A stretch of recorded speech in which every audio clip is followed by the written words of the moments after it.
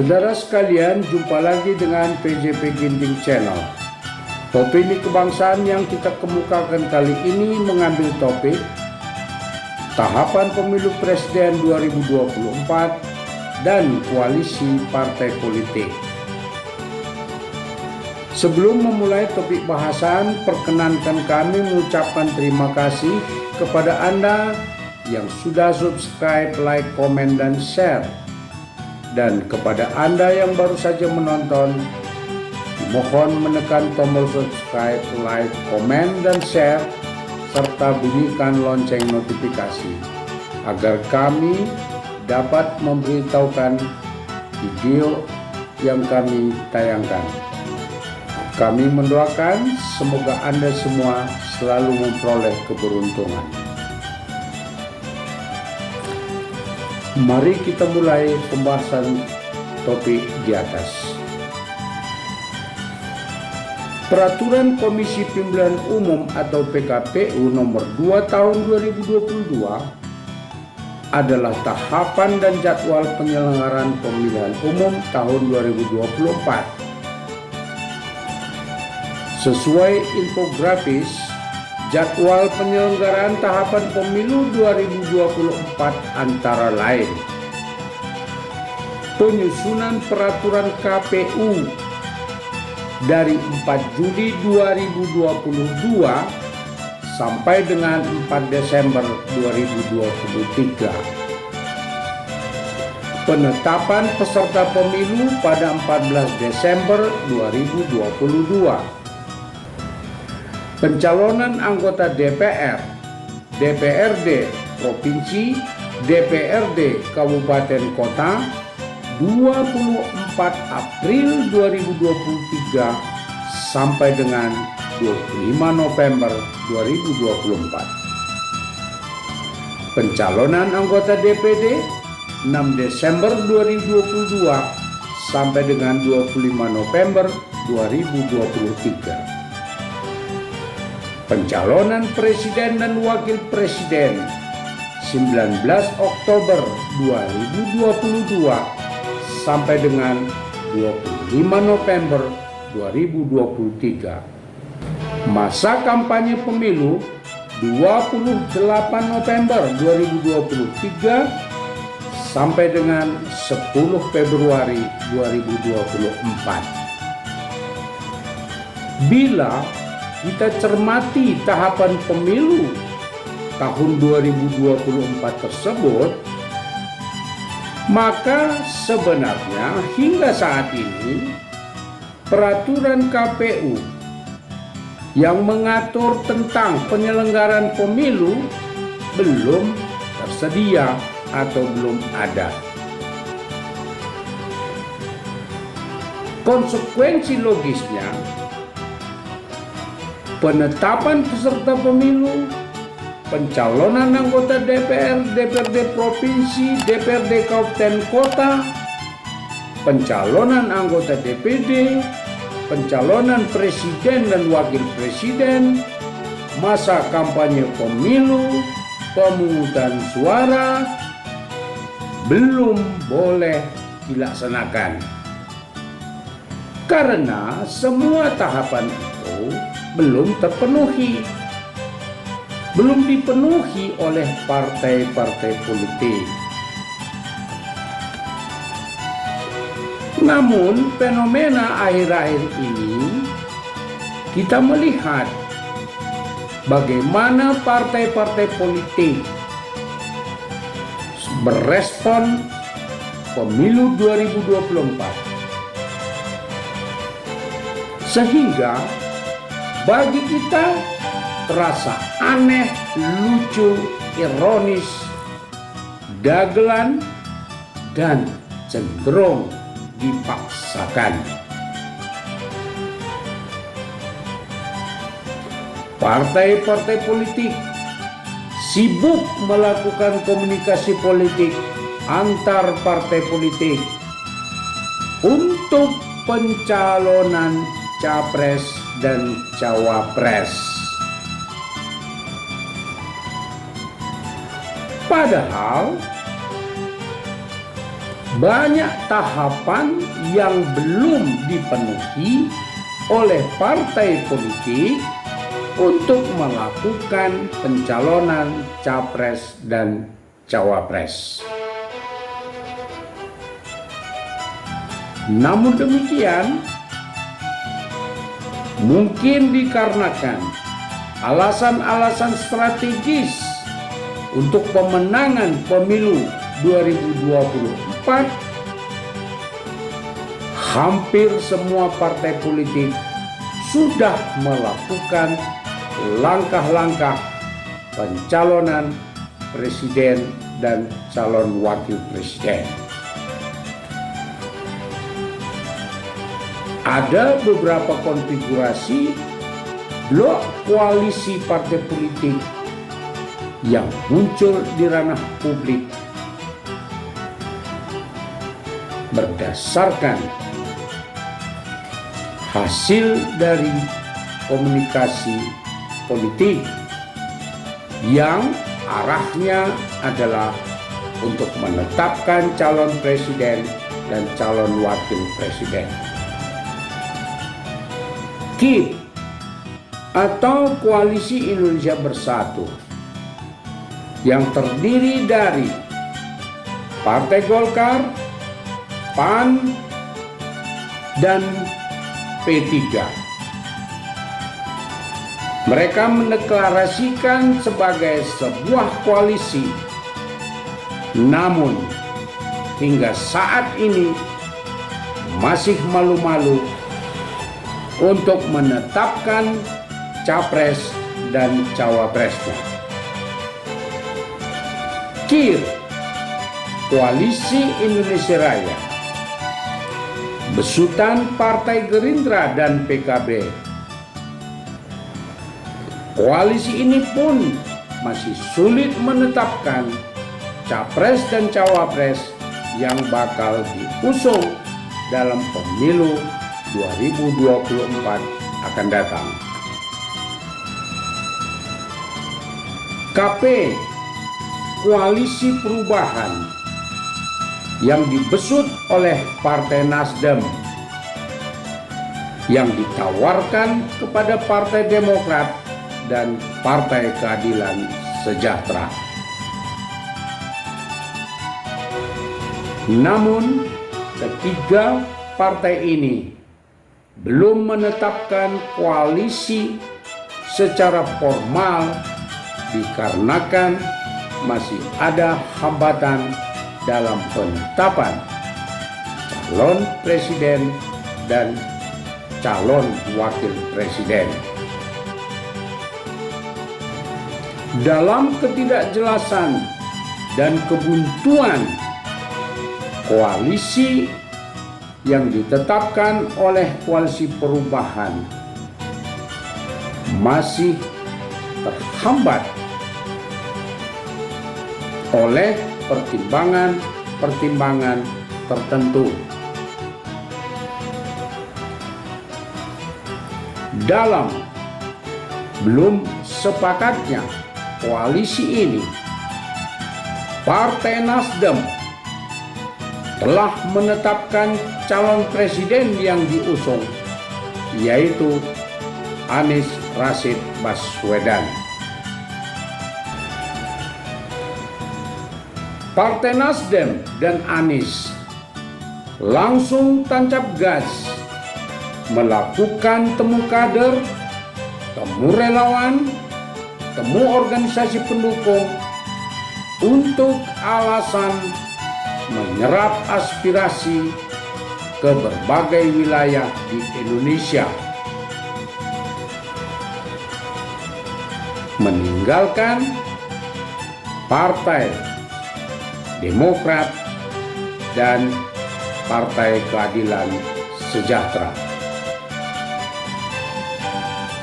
Partai Nasdem dan Anies Baswedan melakukan praktek pencitraan habis-habisan di tengah masyarakat tanpa mengindahkan lagi aturan-aturan yang ditetapkan oleh Komisi Pemilihan Umum maupun aturan protokol kesehatan yang ditetapkan oleh pemerintah. Pertanyaan bagi kita adalah, apakah yang dilakukan oleh Partai Nasdem dan Anies Baswedan ini benar-benar temu kader atau sudah kampanye calon presiden? Pendapat banyak pihak bahwa Partai Nasdem dan Anies Rashid Baswedan telah melakukan kegiatan kampanye. Dengan kata lain, telah mencuri start kampanye di luar jadwal yang sudah ditentukan. Koalisi partai non-parlemen besutan Partai Solidaritas Indonesia juga mendeklarasikan Ganjar Pranowo dan Yeni Wahid sebagai capres dan calon wakil presiden. Asumsi berbagai kalangan, langkah yang dilakukan oleh Partai Solidaritas Indonesia ini juga adalah bersifat prematur karena tidak memenuhi aturan dan jadwal yang ditentukan oleh Komisi Pemilihan Umum. Partai Demokrasi Indonesia Perjuangan atau PDIP, satu-satunya partai politik yang belum membentuk koalisi dan juga belum mendeklarasikan calon presiden dan calon wakil presiden. Dan juga satu-satunya partai politik yang diasumsikan oleh berbagai kalangan adalah organisasi partai politik yang taat dan teguh pada tahapan pemilu yang ditetapkan oleh Komisi Pemilihan Umum.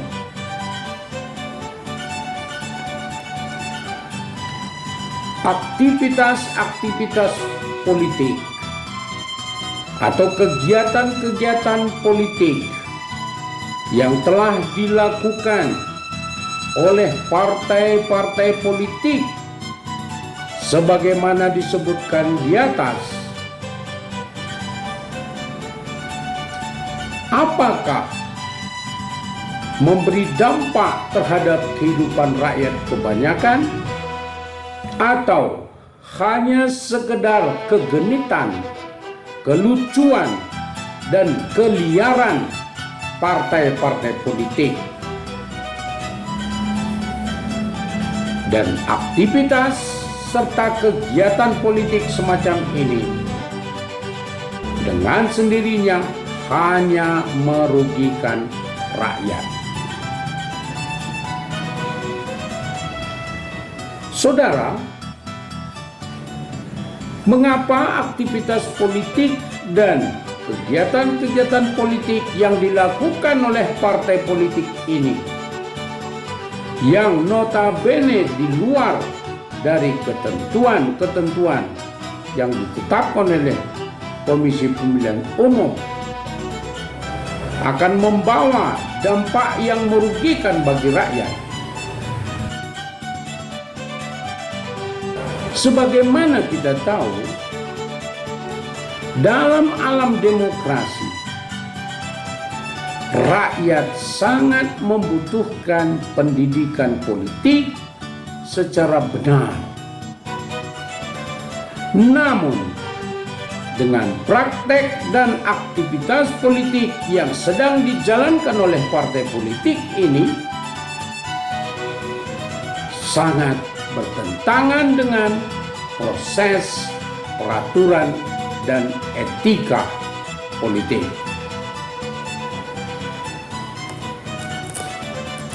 Pemahaman rakyat tentang partai politik seharusnya menjadi pilar-pilar demokrasi yang menunjang kehidupan bermasyarakat, berbangsa, dan bernegara. Tetapi dengan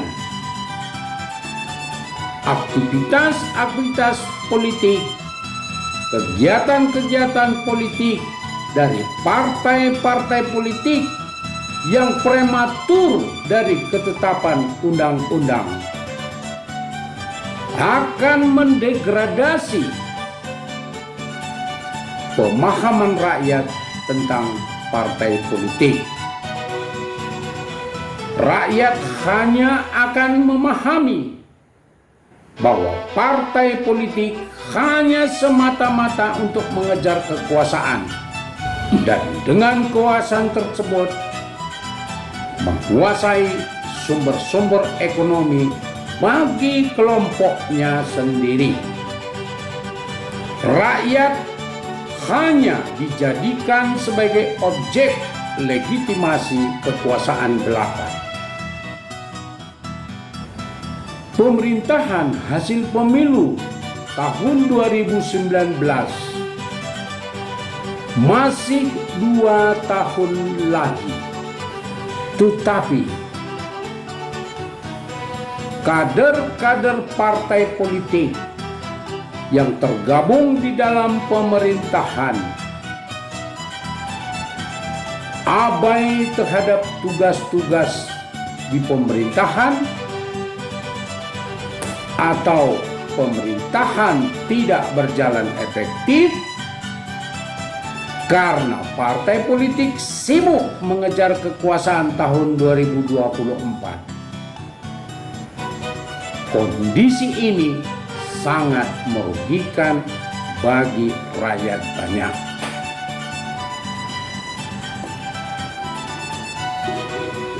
Partai-partai politik bersama dengan pemerintah dan segenap rakyat seharusnya bersatu padu menghadapi krisis ekonomi global, pengangguran yang semakin bertambah, penurunan daya beli masyarakat, peningkatan harga-harga bahan energi dan pangan. Bukannya sibuk mengejar kekuasaan 2024 yang seharusnya masih berjalan 2 tahun lagi. Saudara, dengan fakta dan kenyataan di atas, opini kebangsaan yang dapat kita tarik dari pembahasan di atas adalah sebagai berikut. Partai Demokrasi Indonesia Perjuangan atau PDIP yang tidak terjebak di dalam tahapan prematur yang ditetapkan KPU harus dijadikan contoh pendidikan demokrasi bagi rakyat. KIB atau Koalisi Indonesia Bersatu dan KIR, Koalisi Indonesia Raya, yang berada pada koalisi pemerintahan Indonesia Maju, hendaknya tetap berjuang bersama pemerintah dan rakyat untuk menghadapi berbagai krisis ke depan dan mengusung capres dan cawapres pada waktunya yang ditetapkan oleh Komisi Pemilihan Umum, hendaknya berkarakter yang teguh pada Pancasila, Undang-Undang Dasar 1945, NKRI, dan Bhinneka Tunggal Ika. Partai Nasdem yang telah mendeklarasikan capresnya sendiri demi keutuhan dan efektivitas pemerintahan agar secepatnya menarik keluar kader-kadernya dalam koalisi pemerintahan Indonesia Maju. Dengan demikian, pemerintah dapat melakukan reshuffle sehingga kinerja pemerintahan tidak terganggu. Sekaligus, Partai Nasdem memberikan teladan kepada rakyat dalam hal etika politik kekuasaan.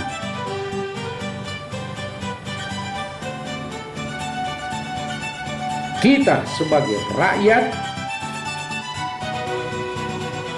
yang telah melek dalam demokrasi, hendaknya semua aktivitas maupun kegiatan-kegiatan politik yang dilakukan oleh para kader partai-partai politik ataupun yang mendeklarasikan diri sebagai calon ataupun